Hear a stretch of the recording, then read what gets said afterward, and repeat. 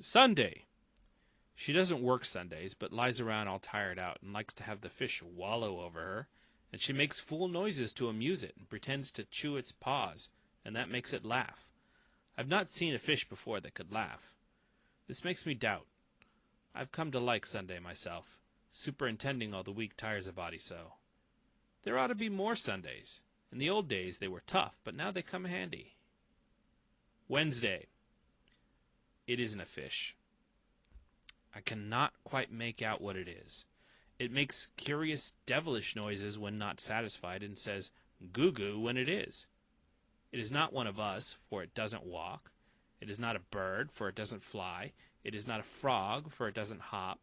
It is not a snake, for it doesn't crawl. I feel sure it is not a fish, though I cannot get a chance to find out whether it can swim or not. It merely lies around, and mostly on its back, with its feet up. I've not seen any other animal do that before.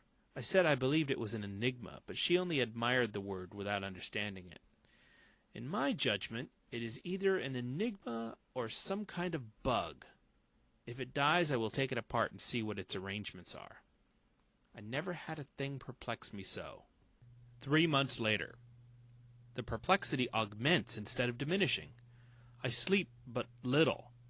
It has ceased from lying around and goes about on its 4 legs now. Yet it differs from the other 4-legged animals in that its front legs are unusually short. Consequently, this causes the main part of its person to stick up uncomfortably high in the air, and this is not attractive. It is built much as we are, but its method of traveling shows that it is not of our breed. Its short front legs and long hind ones indicate that it is of the kangaroo family. But it is a marked variation of the species, since the true kangaroo hops, whereas this one never does.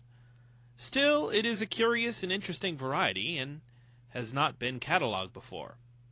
As I discovered it, I have felt justified in securing the credit of the discovery by attaching my name to it, and hence have called it Kangaroom adamensis. It must have been a young one when it came, for it has grown exceedingly since. It must be 5 times as big now as it was then, and when discontented is able to make from 22 to 38 times the noise it made at first. Coercion does not modify this, but has the contrary effect. For this reason I discontinued the system. She reconciles it by persuasion, and by giving it things which she had previously told it she wouldn't give it. As already observed, I was not at home when it first came, and she told me she'd found it in the woods.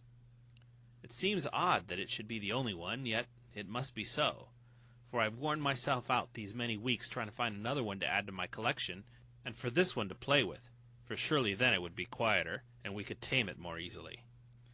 But I find none, nor any vestige of any, and strangest of all, no tracks. It has to live on the ground. It cannot help itself. Therefore, how does it get about without leaving a track? I've set a dozen traps, but they do no good. I catch all small animals except that one. Animals that merely go into the trap out of curiosity, I think, to see what the milk is there for. They never drink it.